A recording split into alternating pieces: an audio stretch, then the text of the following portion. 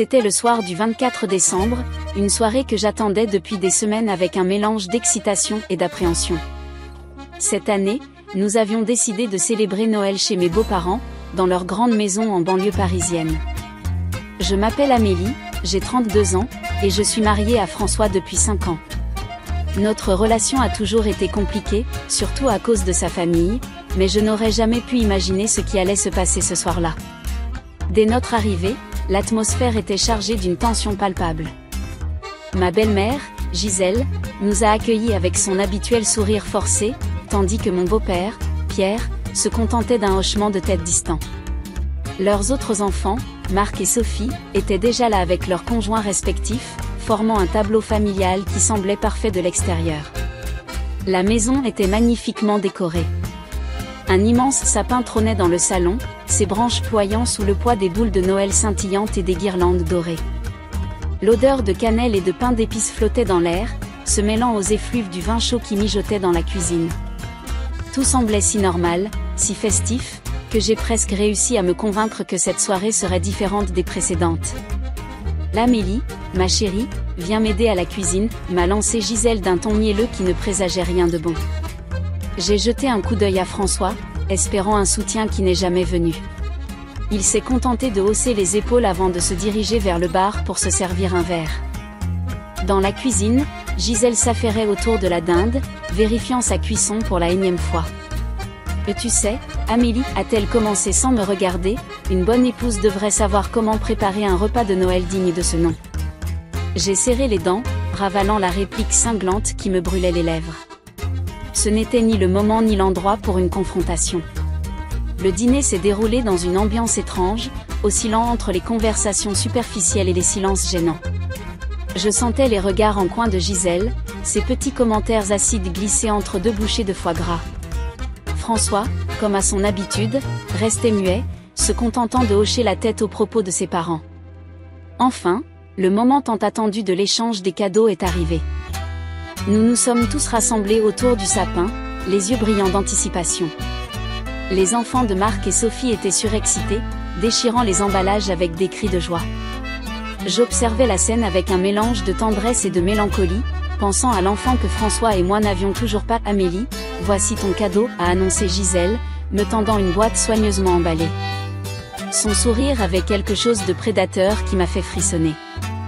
J'ai pris le paquet, sentant le regard de toute la famille posé sur moi. L'atmosphère s'est soudainement alourdie, comme si tout le monde retenait son souffle. Avec des doigts tremblants, j'ai défait le ruban et soulevé le couvercle. Mon cœur s'est arrêté. À l'intérieur, soigneusement pliée, se trouvait une robe noire avec un tablier blanc. Une tenue de femme de chambre. J'ai levé les yeux, incrédule, cherchant une explication, un signe que tout ceci n'était qu'une mauvaise blague. Mais le visage de Gisèle était sérieux, presque triomphant. Il est temps que tu comprennes ta place dans cette famille, ma chère, a-t-elle déclaré d'une voix doucereuse. Si tu veux vraiment faire partie de notre famille, c'est le rôle que tu dois accepter. J'ai regardé autour de moi, cherchant du soutien, de la compréhension, n'importe quoi. Mais je n'ai vu que des visages gênés, des regards fuyants. François fixait le sol, refusant de croiser mon regard. Le silence qui a suivi était assourdissant, brisé seulement par le tic-tac de la grande horloge du salon. C'est à ce moment-là que j'ai compris. Cette soirée de Noël, censée être un moment de joie et de partage, venait de se transformer en un cauchemar éveillé. La tension que j'avais ressentie plus tôt n'était que le prélude à cette humiliation publique, soigneusement orchestrée par ma belle-mère. Je suis restée là, figée, la boîte entre les mains, incapable de parler ou de bouger. Les secondes s'écoulaient comme des heures. J'entendais les chuchotements des enfants, ne comprenant pas ce qui se passait. Sophie a tenté un faible « Maman, je ne pense pas que… » Mais Gisèle l'a coupé d'un geste de la main. « C'est pour ton bien, Amélie, a poursuivi Gisèle, sa voix dégoulinante d'une fausse sollicitude. Et tu dois comprendre que dans notre famille, chacun a un rôle à jouer. Et le tien, eh bien, disons que c'est d'être au service des autres. » J'ai finalement trouvé la force de parler, ma voix à peine plus qu'un murmure. « Et si je refuse ?» Le sourire de Gisèle s'est élargi, révélant des dents parfaitement blanches. « Eh bien, dans ce cas, je pense que nous devrions parler divorce, n'est-ce pas, François? Mon mari a finalement levé les yeux, son regard passant de sa mère à moi. J'y ai vu de la confusion, de la honte, mais surtout de la lâcheté. Il n'allait pas me défendre. Il n'allait rien dire. Le temps semblait s'être arrêté. Les lumières du sapin clignotaient doucement, créant des ombres dansantes sur les murs. Au loin, j'entendais les cloches d'une église sonner minuit. Noël était arrivé, apportant avec lui non pas la joie et l'amour, mais une cruelle révélation sur ma place dans cette famille. J'ai regardé une dernière fois la robe dans la boîte, symbole de mon asservissement programmé. Puis, dans un mouvement lent mais déterminé, j'ai refermé la boîte et l'ai posée sur le sol. Sans un mot, je me suis levée, j'ai pris mon manteau et mon sac. Amélie, où vas-tu? A demandé François, sortant enfin de sa torpeur. Je me suis tournée vers lui, vers toute cette famille qui m'avait rejetée depuis le premier jour. Je pars, ai-je simplement répondu. Joyeux Noël à tous. Et sur ces mots, j'ai ouvert la porte et suis sortie dans la nuit froide de décembre, laissant derrière moi le chaos que je venais de provoquer. Les flocons de neige tombaient doucement, recouvrant le monde d'un manteau blanc et pur. J'ai inspiré profondément l'air glacé, sentant pour la première fois depuis des années un sentiment de liberté m'envahir. Je ne savais pas encore où j'allais, ni ce que l'avenir me réservait. Mais une chose était sûre, cette nuit de Noël avait tout changé. Et quelque part au fond de moi, malgré la douleur et l'humiliation, je savais que c'était pour le mieux. Je marchais dans les rues enneigées, le froid mordant mes joues et mes mains nues. Les événements de la soirée tournaient en boucle dans ma tête, comme un film cauchemardesque que je ne pouvais arrêter. Le cadeau de Gisèle, cette robe de femme de chambre, symbolisait tout ce que j'avais enduré depuis mon mariage avec François. Mais cette fois-ci, elle était allée trop loin. Je me suis arrêtée sous un réverbère, observant les flocons de neige tourbillonner dans la lumière jaune. Le contraste entre la beauté paisible de cette nuit de Noël et le tumulte dans mon cœur était saisissant. J'ai fermé les yeux, revivant la scène une fois de plus. Gisèle, avec son sourire carnassier, me tendant la boîte. Amélie, voici ton cadeau. Sa voix résonnait encore dans mes oreilles, mielleuse et menaçante à la fois. J'aurais dû me méfier dès cet instant, mais l'espoir naïf qu'il s'agissait d'un véritable cadeau m'avait aveuglé. Lorsque j'ai ouvert la boîte, le choc a été immédiat. La robe noire, le tablier blanc, tout criait servitude. J'ai senti tous les regards se poser sur moi, certains curieux, d'autres gênés, mais celui de Gisèle était triomphant.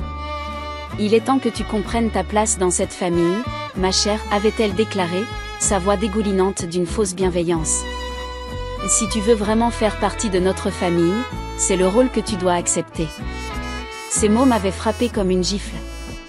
Pendant des années, j'avais essayé de m'intégrer, de plaire, de trouver ma place.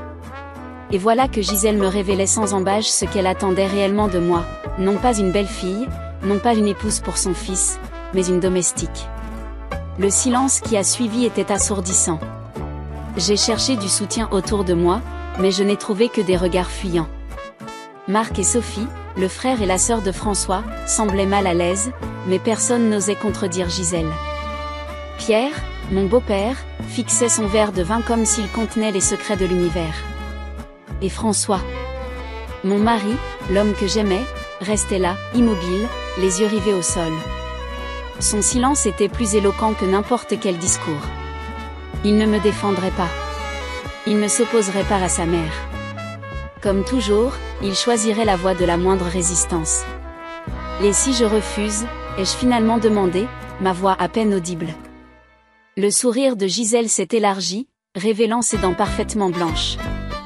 Eh bien, dans ce cas, je pense que nous devrions parler divorce, n'est-ce pas, François? L'ultimatum était posé. Accepter ce rôle dégradant ou perdre mon mari. Dans les yeux de Gisèle, je pouvais lire qu'elle savait déjà qu'elle avait gagné. Elle connaissait la dépendance financière dans laquelle François et elle m'avaient maintenue au fil des années. Elle savait que j'avais abandonné ma carrière pour suivre François dans ses projets. Elle pensait que je n'avais nulle part où aller. Les secondes s'écoulaient, interminables. J'entendais la respiration lourde de Pierre, le froissement nerveux de la robe de Sophie, les chuchotements confus des enfants. Le temps semblait s'être figé dans ce salon décoré pour Noël, transformé en arène pour ce cruel spectacle. C'est à ce moment-là que quelque chose s'est brisé en moi. Ou peut-être s'est-il réveillé. Une force que je ne me connaissais pas, une dignité que des années de manipulation n'avaient pas réussi à étouffer complètement. J'ai regardé une dernière fois la robe dans la boîte.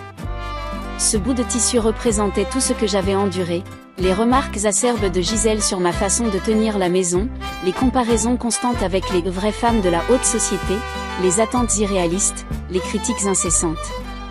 Chaque Noël, chaque réunion de famille avait été une épreuve, mais j'avais toujours pensé qu'avec le temps, les choses s'amélioreraient. Que je finirais par être acceptée. Mais ce soir, Gisèle avait franchi une ligne. Elle ne se contentait plus de me rabaisser en privé, elle voulait m'humilier publiquement, me réduire officiellement au rang de servante dans sa maison dorée. Dans un geste lent mais déterminé, j'ai refermé la boîte et l'ai posée sur le sol. Le bruit sourd qu'elle a fait en touchant le parquet a semblé résonner dans toute la pièce. « L'Amélie !» a murmuré François, sortant enfin de sa torpeur. Mais il était trop tard. Je me suis levée, j'ai pris mon manteau et mon sac. Les regards de toute la famille me suivaient, mélange de surprise, de gêne, peut-être, pour certains, d'une pointe de respect. Je pars, ai-je simplement dit. Joyeux Noël à tous. Et j'ai franchi la porte, laissant derrière moi le chaos que je venais de provoquer. L'air froid de décembre m'a frappé au visage, comme pour me réveiller d'un long cauchemar. Maintenant, alors que je marchais dans les rues désertes, je réalisais pleinement l'ampleur de ce qui venait de se passer. J'avais dit non. Pour la première fois depuis que je connaissais cette famille, j'avais osé m'opposer ouvertement à Gisèle. Mon téléphone vibrait dans ma poche. François, probablement.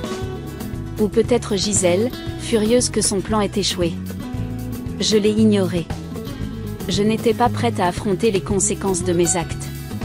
Pas encore. Je me suis assise sur un banc dans un petit parc, observant les décorations de Noël qui scintillaient dans la nuit.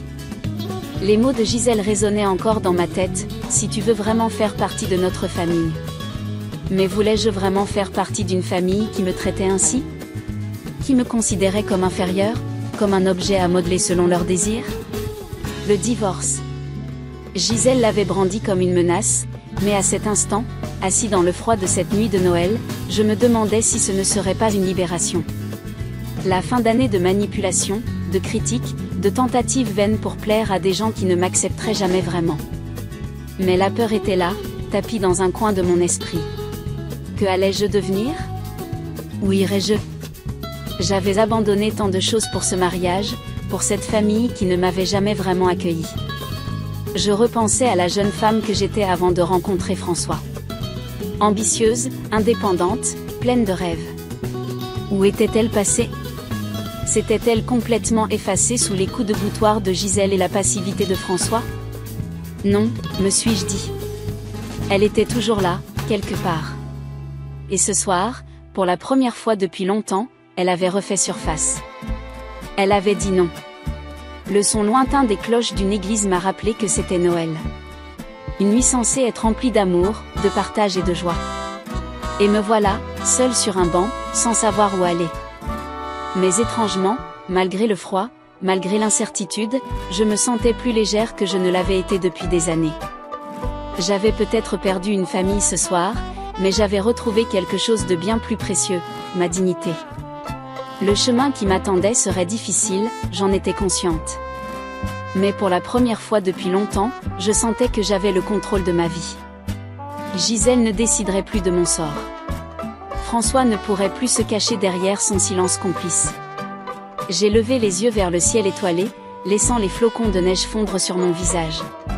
Cette nuit de Noël marquait la fin d'une époque, mais aussi le début d'une nouvelle. Et malgré la peur, malgré l'incertitude, je me sentais prête à l'affronter. Je me suis levée du banc, sentant le froid qui avait engourdi mes membres pendant ma longue réflexion. Il était temps de bouger, de trouver un endroit où passer la nuit. Mais où aller? Je n'avais jamais réalisé à quel point j'étais devenue dépendante de François et de sa famille jusqu'à ce moment précis. Mes pas m'ont mené presque instinctivement vers le centre-ville. Les rues, habituellement animées, étaient presque désertes en cette nuit de Noël. Seuls quelques fêtards tardifs et des familles sortant de la messe de minuit brisaient le silence de la ville endormie.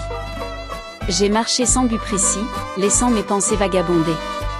Chaque vitrine illuminée, chaque guirlande scintillante me rappelait la soirée désastreuse que je venais de vivre. Comment une nuit censée être remplie de joie et d'amour avait-elle pu tourner aussi mal ? Au détour d'une rue, je suis tombée sur un petit parc que je n'avais jamais remarqué auparavant. Une pancarte indiquait « Jardin des réflexions ». Quel nom approprié pour ma situation actuelle, ai-je pensé avec un sourire amer.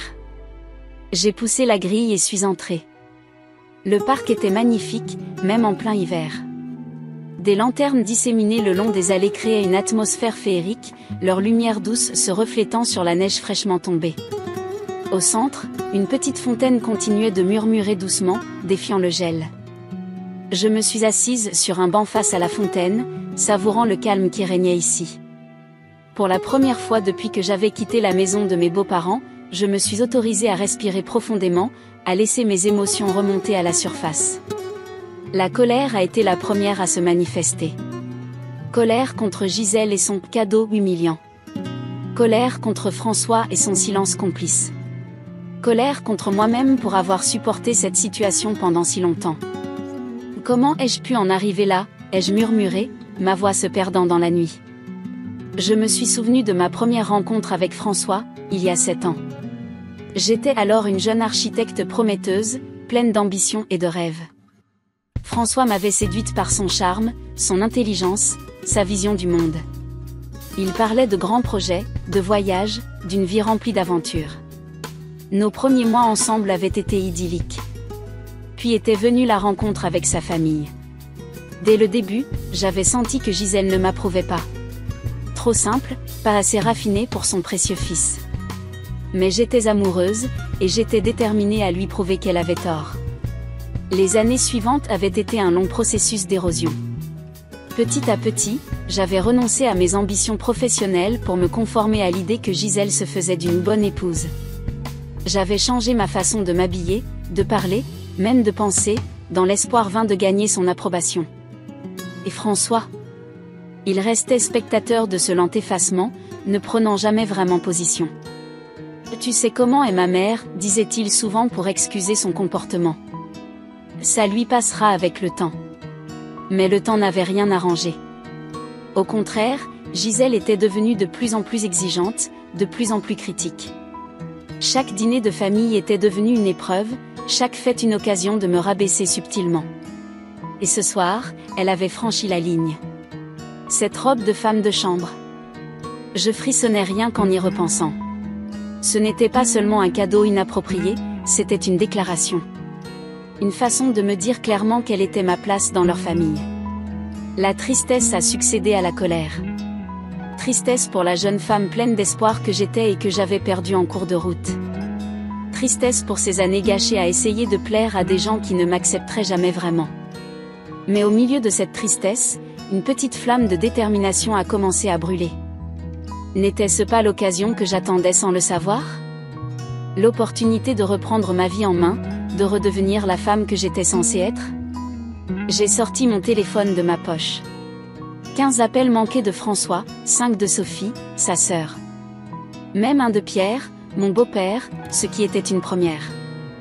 Mais aucun de Gisèle, bien sûr. Elle devait être furieuse que son plan ait échoué. J'ai hésité un moment, mon doigt planant au-dessus du nom de François. Que lui dirais-je s'il décrochait ? Avais-je envie d'entendre ses excuses, ses justifications ? Non, ai-je décidé. Pas maintenant. J'avais besoin de temps pour réfléchir, pour faire le point sur ma vie et sur ce que je voulais vraiment. Au lieu de cela, j'ai appelé Marie, ma meilleure amie. Celle que j'avais un peu négligée ces dernières années, absorbée que j'étais par ma vie de couple et mes efforts pour plaire à ma belle famille. L'Amélie. Sa voix ensommeillée m'a répondu après plusieurs sonneries. Tout va bien ? Marie, j'ai besoin d'aide, ai-je réussi à articuler avant que les larmes ne commencent à couler. Pendant les minutes qui ont suivi, j'ai tout déballé. Le dîner de Noël, le cadeau de Gisèle, l'ultimatum, ma fuite. Marie a écouté en silence, ne m'interrompant que pour me demander des précisions. Oh, Amélie, a-t-elle finalement dit quand j'ai terminé mon récit. Je suis tellement désolée. Tu aurais dû m'en parler plus tôt. Je sais, ai-je répondu, essuyant mes larmes. J'avais honte, je suppose. Je ne voulais pas admettre à quel point les choses allaient mal. Tu peux venir chez moi, a-t-elle proposé sans hésitation. J'ai une chambre d'amis. Tu peux rester aussi longtemps que tu en as besoin. Sa générosité m'a réchauffé le cœur. Merci, Marie. Mais je pense que j'ai besoin d'être seule ce soir. De réfléchir à tout ça. Je comprends, a-t-elle dit doucement. Mais promets-moi que tu m'appelleras si tu as besoin de quoi que ce soit. N'importe quand, d'accord ? Promis, ai-je répondu, reconnaissante d'avoir une amie aussi loyale. Après avoir raccroché, je me suis sentie un peu moins seule. Savoir que j'avais quelqu'un sur qui compter, quelqu'un qui ne me jugerait pas, était réconfortant. J'ai levé les yeux vers le ciel. Les nuages s'étaient dissipés, révélant un ciel étoilé d'une beauté à couper le souffle. Combien de fois avais-je pris le temps d'admirer les étoiles ces dernières années ? Combien de petites joies simples avais-je négligées, trop occupée à essayer de me conformer aux attentes des autres ? Cette nuit de réflexion m'avait ouvert les yeux sur beaucoup de choses. Sur la toxicité de ma relation avec François et sa famille. Sur la façon dont je m'étais perdue en essayant de devenir quelqu'un d'autre. Mais aussi sur ma propre force, que je redécouvrais. L'aube commençait à poindre à l'horizon, teintant le ciel de rose et d'or. Une nouvelle journée se levait, symbole d'un nouveau départ. Je ne savais pas encore exactement ce que l'avenir me réservait. Retournerais-je vers François, exigeant des changements drastiques dans notre relation ? Ou prendrais-je un nouveau départ, seul mais libre ? Ces décisions attendraient. Pour l'instant, j'avais besoin de repos. Je me suis levée du banc, étirée, et j'ai pris une profonde inspiration de l'air frais du matin. Pour la première fois depuis longtemps, je me sentais en paix avec moi-même. Quoi que l'avenir me réserve, j'étais prête à l'affronter. En quittant le jardin des réflexions, j'ai jeté un dernier regard à la fontaine. L'eau qui coulait inlassablement me rappelait que la vie continuait, qu'elle trouvait toujours son chemin, même dans les moments les plus difficiles. J'ai franchi la grille du parc, prête à faire face à cette nouvelle journée, à ce nouveau chapitre de ma vie. La nuit de réflexion était terminée. Il était temps d'agir. Le soleil se levait sur Paris lorsque j'ai quitté le jardin des réflexions. Les rues commençaient à s'animer, les premiers travailleurs de Noël se hâtant vers leur lieu de travail. J'ai marché d'un pas décidé, ma nuit de réflexion m'ayant donné une nouvelle détermination. J'ai décidé de retourner à l'appartement que je partageais avec François. Je savais qu'une confrontation était inévitable, et je préférais l'affronter sur mon terrain, dans un endroit où je me sentais plus en contrôle. Arrivé devant notre immeuble, j'ai hésité un moment avant d'insérer la clé dans la serrure. Mon cœur battait la chamade. Que allais-je trouver de l'autre côté de cette porte ? François serait-il là ? Aurais-je la force de tenir tête face à lui ? J'ai pris une profonde inspiration et suis entrée. L'appartement était silencieux, mais des signes indiquaient clairement que François était passé par là. Son manteau était jeté négligemment sur le canapé, ses chaussures éparpillées dans l'entrée. Sur la table basse du salon, une bouteille de whisky à moitié vide témoignait d'une nuit agitée. « François » ai-je appelé doucement. Un grognement étouffé m'est parvenu de la chambre. Je me suis dirigée vers la pièce, mon appréhension grandissant à chaque pas. François était là, affalé sur le lit, encore habillé de ses vêtements de la veille. Il a levé vers moi des yeux rougis par l'alcool et le manque de sommeil. « L'Amélie » a-t-il murmuré, sa voix rauque et fatiguée. « Tu es revenue. » « Oui » ai-je répondu simplement, restant dans l'encadrement de la porte. « Nous devons parler. » Il s'est redressé péniblement, passant une main dans ses cheveux en désordre. « Je suis désolée pour hier soir. Ma mère, elle est allée trop loin. Je n'aurais pas dû laisser faire ça. » J'ai senti la colère monter en moi. « Des excuses ? C'est tout ce qu'il trouvait à dire après ce qui s'était passé ? Tu n'aurais pas dû laisser faire ça, ai-je répété, incrédule. François, ta mère m'a offert une tenue de femme de chambre comme cadeau de Noël. Elle m'a menacé de divorce si je ne l'acceptais pas. Et toi, tu es resté là, sans rien dire, sans rien faire. Il a baissé les yeux, incapable de soutenir mon regard. Je sais. J'aurais dû intervenir. Mais tu connais ma mère, elle peut être tellement manipulatrice, cruelle, tyrannique, ai-je complété. Oui, je la connais, François. Je la supporte depuis des années. La vraie question est, pourquoi tu la laisses faire? Un silence pesant s'est installé entre nous. François semblait chercher ses mots, mal à l'aise face à cette confrontation directe. Ce n'est pas si simple, a-t-il finalement dit. C'est ma famille, Amélie. On ne peut pas simplement. On ne peut pas quoi, l'ai-je coupé? On ne peut pas exiger le respect? On ne peut pas défendre sa femme quand elle est humiliée publiquement? On ne peut pas être un adulte et prendre ses propres décisions? Mes mots semblaient le frapper comme autant de gifles. Il a tressailli, mais n'a pas répondu. François, ai-je repris, radoucissant légèrement ma voix, je t'aime. Du moins, j'aime l'homme que je pensais que tu étais quand nous nous sommes mariés. Mais cet homme-là aurait eu le courage de s'opposer à sa mère hier soir. Il a levé les yeux vers moi, et j'ai vu une lueur de compréhension s'y allumer. Qu'est-ce que tu veux dire? J'ai pris une profonde inspiration. C'était le moment de vérité. Je veux dire que les choses ne peuvent plus continuer ainsi. Je ne peux plus vivre comme ça, François. Je ne peux plus être constamment rabaissé, critiqué, humilié. Je ne peux plus être marié à un homme qui ne me défend pas. Mais que veux-tu que je fasse, a-t-il demandé, un soupçon de panique dans la voix. Je veux que tu choisisses, ai-je répondu fermement. Ta mère ou moi? Cette vie de soumission à sa volonté, ou une vie où nous prenons nos propres décisions? François a pâli. Et tu ne peux pas me demander ça, Amélie. C'est ma famille. Et moi, François? Ne suis-je pas censé être ta famille aussi? Le silence qui a suivi était assourdissant. J'ai vu François lutter intérieurement, tiraillé entre son amour pour moi et sa loyauté envers sa famille. J'ai besoin de temps, a-t-il finalement dit. Pour réfléchir, pour parler à ma mère. J'ai secoué la tête. Non, François. J'ai passé des années à attendre que les choses changent. J'ai besoin d'une décision maintenant. Il m'a regardé, les yeux écarquillés par la surprise et la peur. Maintenant? Mais... Oui, maintenant, ai-je insisté. Parce que si tu ne peux pas choisir, alors c'est moi qui vais le faire. Et je choisirai de partir. Ces mots ont semblé le secouer plus que tout le reste. Partir? Tu veux dire, divorcer? Si c'est ce qu'il faut pour que je retrouve ma dignité, alors oui. François s'est levé brusquement, chancelant légèrement. Et tu ne peux pas être sérieuse. Après tout ce que nous avons vécu ensemble. C'est justement à cause de tout ce que nous avons vécu que je suis sérieuse, ai-je répondu. J'ai sacrifié tellement pour ce mariage, François. Ma carrière, mes ambitions, mon estime de moi.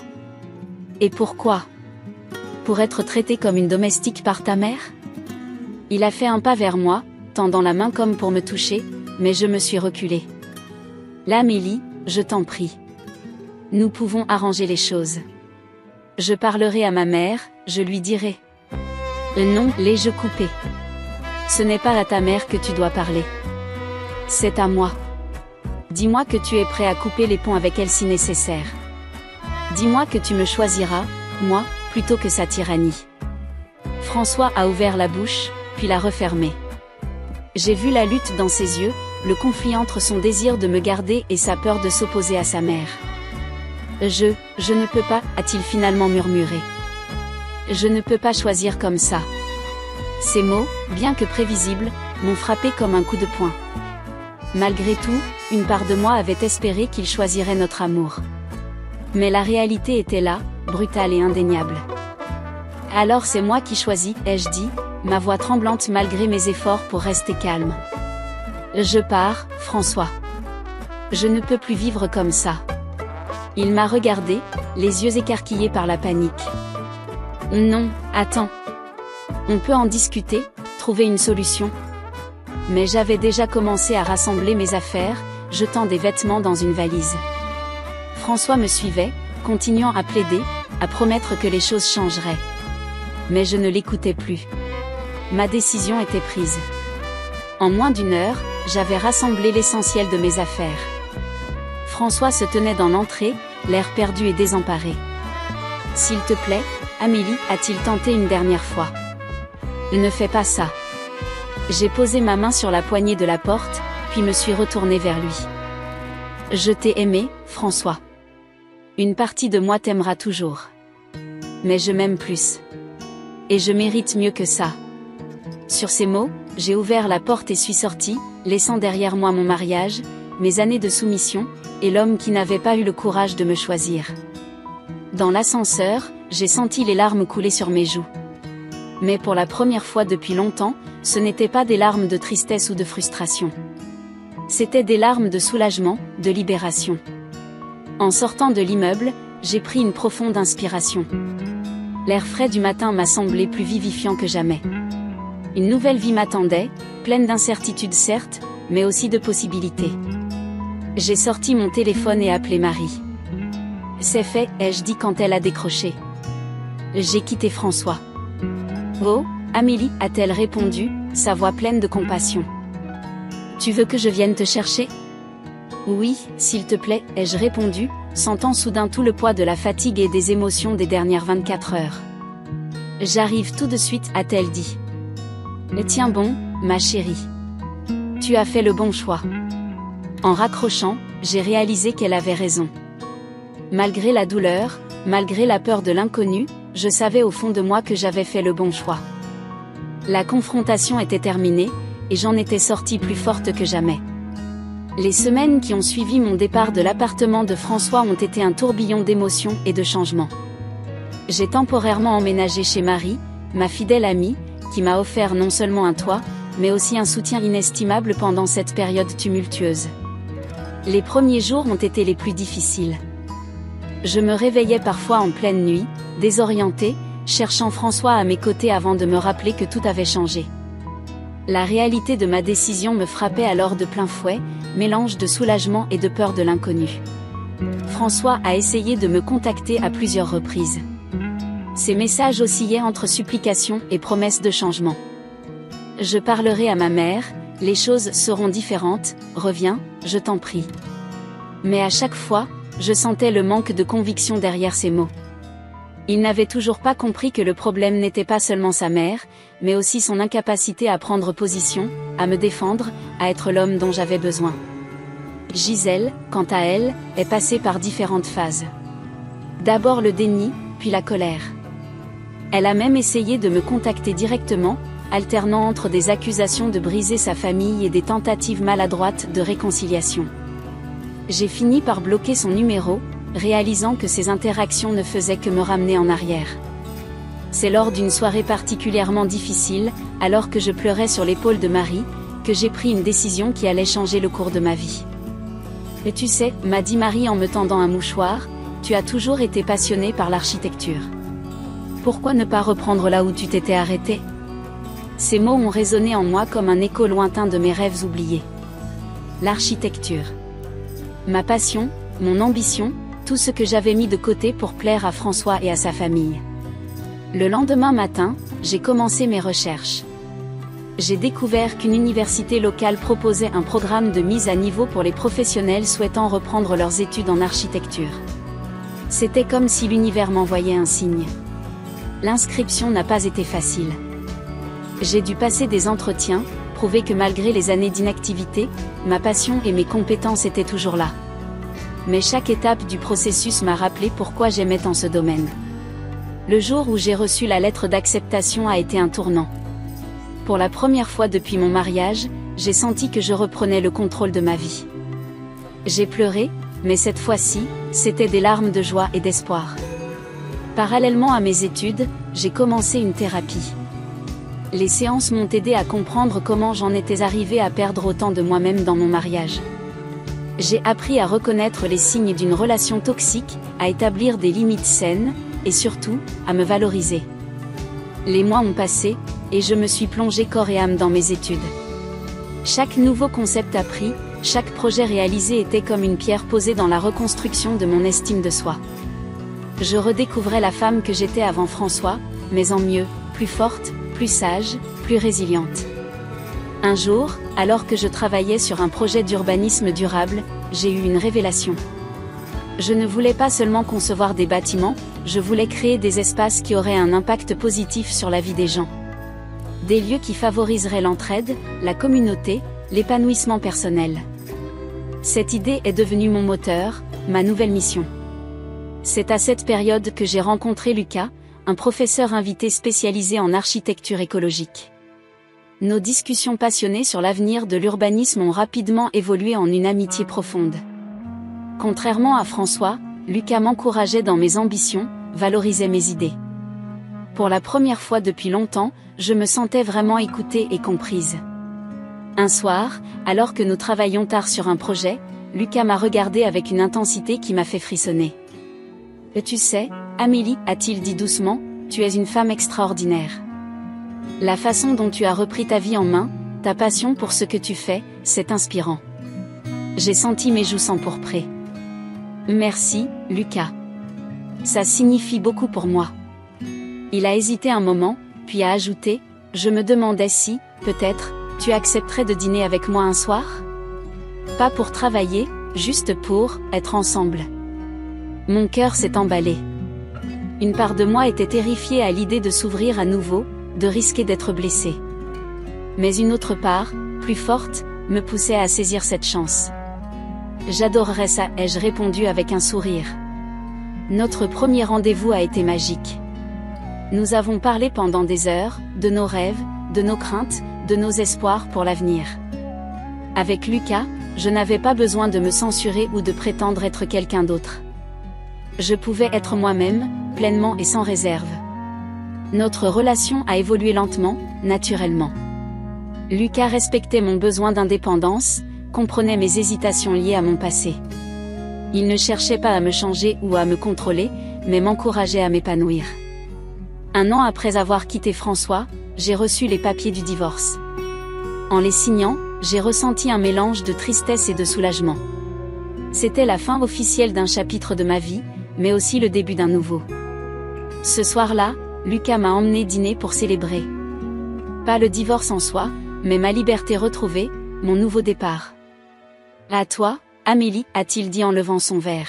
« À ta force, à ton courage, et à tout ce que l'avenir te réserve. » J'ai souri, ému par la sincérité de ses paroles.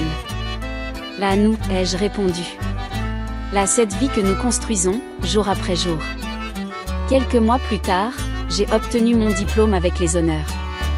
Ma thèse sur l'architecture comme outil de transformation sociale a été saluée par le jury et m'a même valu une offre d'emploi dans un cabinet renommé. Le jour de la remise des diplômes, alors que je me tenais sur l'estrade, mon diplôme à la main, j'ai balayé la foule du regard. Marie était là, applaudissant à tout rompre.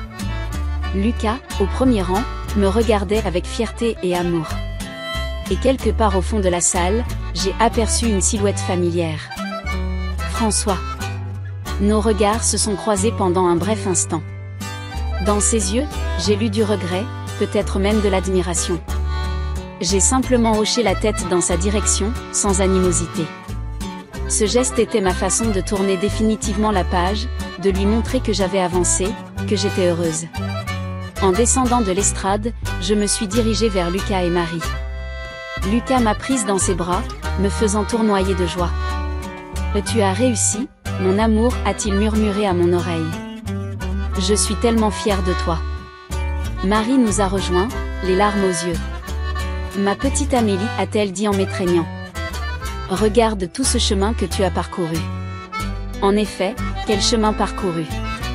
De cette terrible nuit de Noël où j'avais fui la maison de mes beaux-parents, humiliée et brisée, à ce jour de triomphe où je tenais mon avenir entre mes mains. Le contraste était saisissant. Ce soir-là, alors que nous célébrions avec nos amis, j'ai pris un moment pour réfléchir à tout ce qui s'était passé. Le cadeau de Gisèle, qui à l'époque m'avait semblé être la pire chose qui puisse m'arriver, s'était en réalité révélé être un catalyseur. Il m'avait poussé à prendre la décision la plus difficile, mais aussi la plus libératrice de ma vie. J'ai réalisé que parfois, ce qui semble être notre plus grand malheur peut en réalité être le début de notre plus grand bonheur. Il suffit d'avoir le courage de faire le premier pas, de croire en soi et de ne jamais abandonner ses rêves. Aujourd'hui, alors que je travaille sur des projets qui me passionnent, aux côtés d'un homme qui me soutient et m'aime pour ce que je suis, je ne peux m'empêcher de sourire. La vie m'a réservé un tournant surprenant, certes, mais tellement merveilleux. Et qui sait ce que l'avenir me réserve encore? Une chose est sûre, je suis prête à l'affronter, plus forte et plus déterminée que jamais.